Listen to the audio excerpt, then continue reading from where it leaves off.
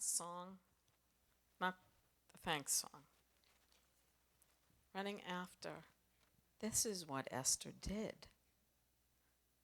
In spite of, she laid down her life and ran after the truth and God. I mean, I pray to be like her and her cousin Mordecai, because he also laid down his life. He was bold. I'll get into it. So, that's what this is. It's a story of boldness, and that's what God wants us to be. If we learned anything from yesterday, for those of us who were here, there is nothing more important than being bold for Yeshua, for the Lord in our lives, in every area, and laying down, like the song says, I'm even laying down in front of the Lord the lives of my own children and putting them in his hands. I know you guys know how hard that is to do. It is so hard to do, but I have no choice. So it's a story of boldness. The story of Purim takes place after Israel was freed from captivity in Babylon. A lot of people don't know that. Many of the Jews stayed where they'd been taken captive to, one kingdom being Persia. Although they were free to return to Israel, many chose to stay in the land they were taken to, although they were free. They were still highly discriminated against and hated by their prior captors. They were God-fearing people in a land of pagans. And as you'll see, you'll hear that a lot of them, like people today, acquiesced to their pagan captors. A Jewish man named Mordecai adopted his young cousin.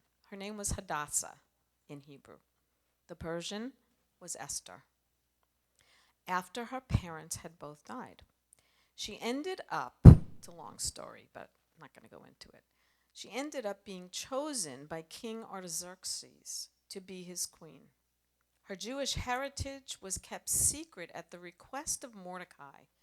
God knew what he was doing when he spoke to Mordecai about such things. And that was due to the general hatred in Persia of the Jewish people. The king's second in command, Haman, who, by the way, was a descendant of an arch enemy of Israel way back in the day, hated the Jews, but especially Mordecai, who he'd had an encounter with, probably more than once. Mordecai refused to bow down to Haman when he passed by, because Jewish people are taught in Torah to never bow down to anyone but God or his anointed king. Although this was true, many Jews living outside of Israel after captivity ended did not obey all the laws of Torah, as they had assimilated with their captors over the years. Mordecai stood out to Haman because he kept to the truth of Torah. Mordecai became a target because he positioned himself by the king's gate to stay close to keep an eye on Esther. Every time Haman went in to and out from seeing the king, there was Mordecai, and he wouldn't bow down. It really got under his skin. This got under Haman's prideful skin, so Haman decided to get rid of Mordecai and all the Jews once and for all. He wrote up a decree for the king to sign to destroy all the Jews, and King Artaxerxes signed it without a thought, trusting Haman and not even knowing that Queen Esther, who he adored, was a Jew. When the decree went out and Mordecai heard it, he immediately sent word to Esther and asked her to go to the king and plead for the lives of her people. She was terrified, knowing that if she went into the king's presence without him calling for her, she He could decide to kill her right there and then. He was known to do things like that.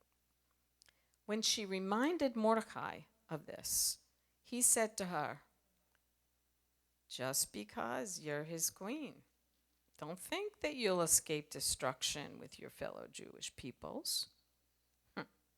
Who knows if you have not been placed in this position for such a time as this to save our people. Remember that. Esther, being clearly one of the bravest women in the Bible, decided she would fast and ask her fellow Jews to fast for 3 days. I love these numbers, 3 days. And then she would go before the king and ask for his mercy on her people. And she said, I will do this. And if I perish, I perish. Talk about laying down your life and letting God take over no matter what. As the story goes, the king gladly receives her and allows her to throw him and Haman 2 banquets on back-to-back days. She was really trying to get into the king's best graces, I'm sure.